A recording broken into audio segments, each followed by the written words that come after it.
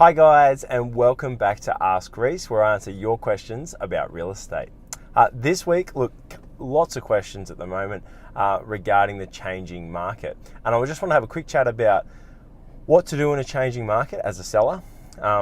And more to the point, get people on, on the path of what can you actually control in a changing market. There's plenty of things that are external and that you just can't do anything about. But what can you control, and how to make the best of any market, and especially at the moment with everything that's going on, just how to make sure that you are getting the best price you possibly can in the given market. So the first one for me is always comes back to price. Price is something you can always control. Now, whilst price in terms of what a buyer is prepared to pay and where they see value is obviously not within your control, you can price your property and take into consideration feedback and offers if you haven't got to a point of a sale yet, and really make sure that your property is appealing from a price point of view.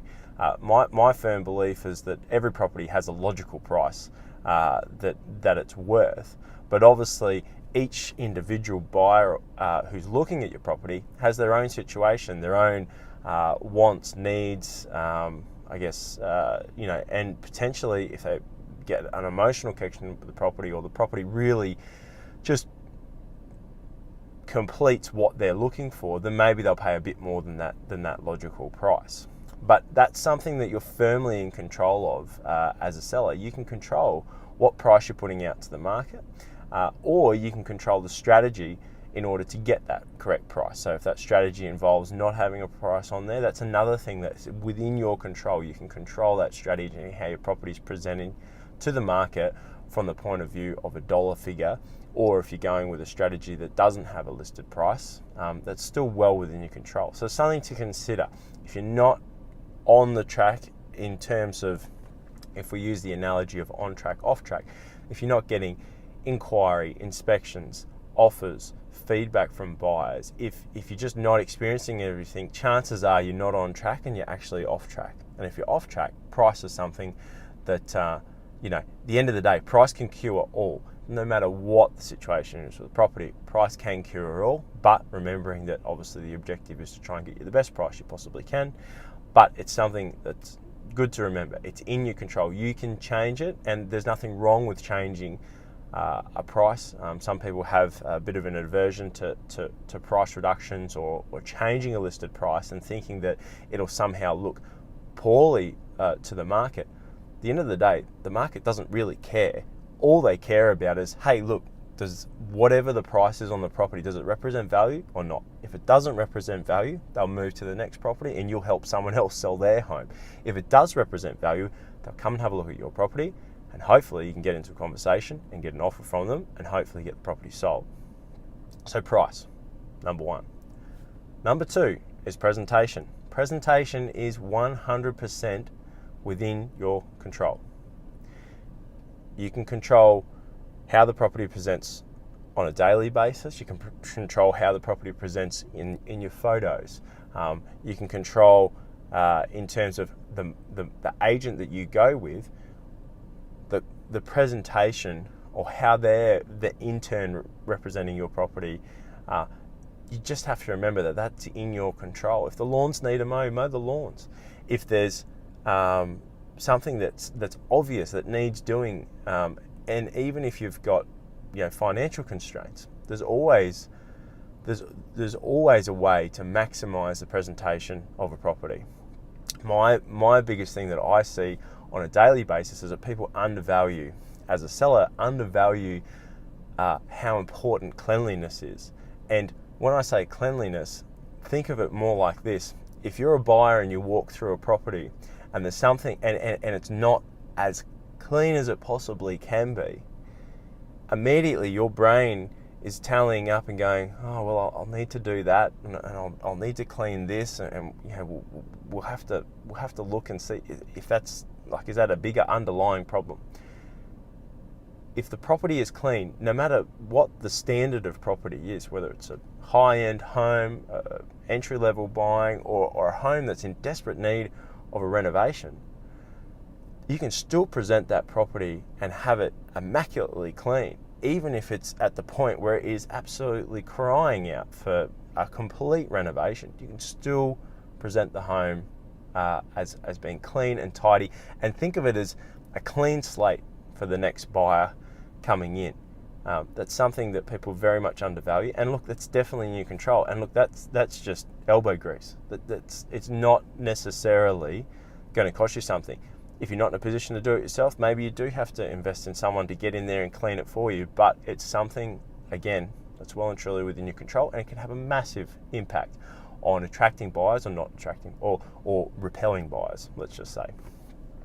The final one is marketing. If you've gone to the trouble of making sure you've presented the property well, your presentation is spot on, your pricing as best as possible, you believe represents value, to undermarket your property or not expose it to the market just means that you just won't get the interest that you need.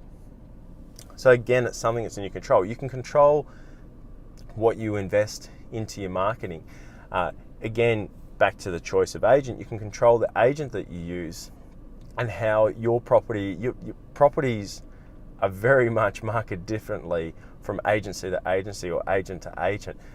So that can have an impact on it. And again, that's a choice that's yours as a seller as to who you use. So I'd really be thinking about, even on a limited budget, you will need to invest something into the marketing of the property. Otherwise, it's just not going to be seen.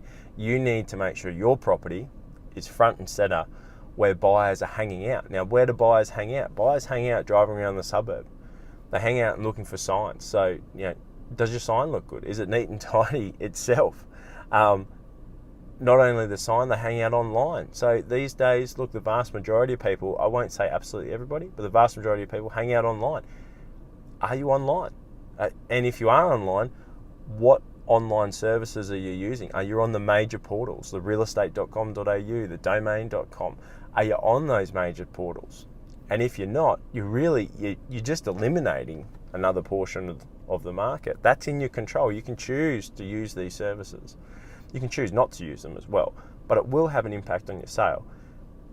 Buyers also hang out reading the Saturday paper. Locally here, we have a fantastic product. We have a really high quality publication. And look, it doesn't matter the demographic or age.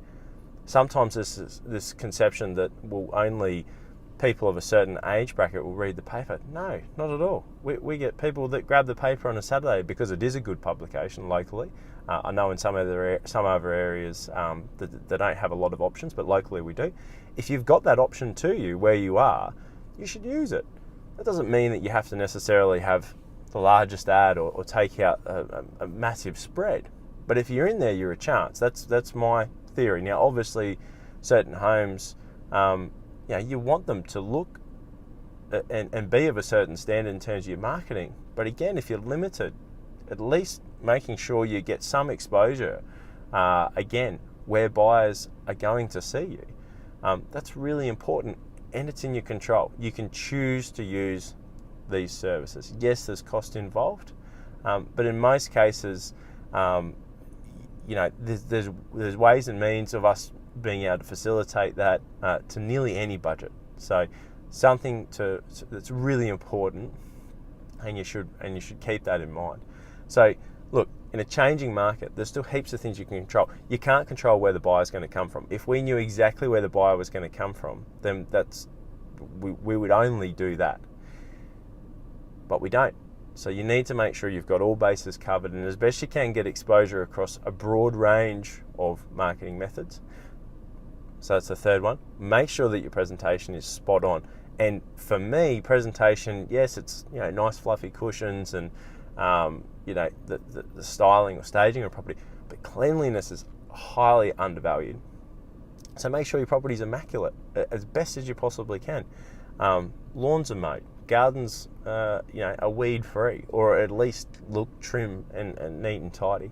And obviously, number one was price. Price can cure all, but the objective is to try and get you the best price in the market.